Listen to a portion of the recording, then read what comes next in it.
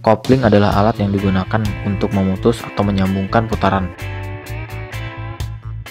Kopling sentrifugal ini memiliki sebutan lain, yaitu kopling otomatis atau kopling kembang. Pada motor bebek, kopling ini dipasangkan dengan kopling manual, sehingga motor bebek memiliki dua kopling yang dikenal sebagai sistem kopling ganda. Gaya sentrifugal adalah gaya yang bekerja pada objek yang berputar. Gaya tersebut mengarahkan objek ke arah luar pusat putaran. Contohnya adalah jika kita memutar sebuah benda yang diikat, benda tersebut akan bergerak keluar pusat lingkaran. Semakin cepat putarannya, semakin besar pula gaya sentrifugal yang mendorong benda tersebut menjauhi pusat lingkaran. Prinsip inilah yang digunakan pada kopling sentrifugal untuk menghubungkan putaran dari kruk as ke kopling manual. Komponen-komponen utama dari kopling ganda adalah kruk as, per, plat kopling, rumah kopling. Rumah kopling ini memiliki gear untuk menghubungkan putaran ke kopling manual. Ketika mesin diam, plat kopling akan berada dekat dengan pusat putaran. Ketika mesin dinyalakan, gaya sentrifugal akan terjadi pada plat kopling.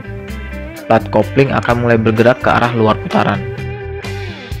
Namun, pada putaran stasioner, meskipun plat kopling sudah menjauhi pusat putaran, tapi gerakan plat kopling tersebut belum dapat menyentuh rumah kopling. Sehingga pada putaran stasioner, putaran mesin belum bisa diteruskan oleh kopling sentrifugal. Ketika pedal gas ditarik, mesin akan mengalami kenaikan putaran.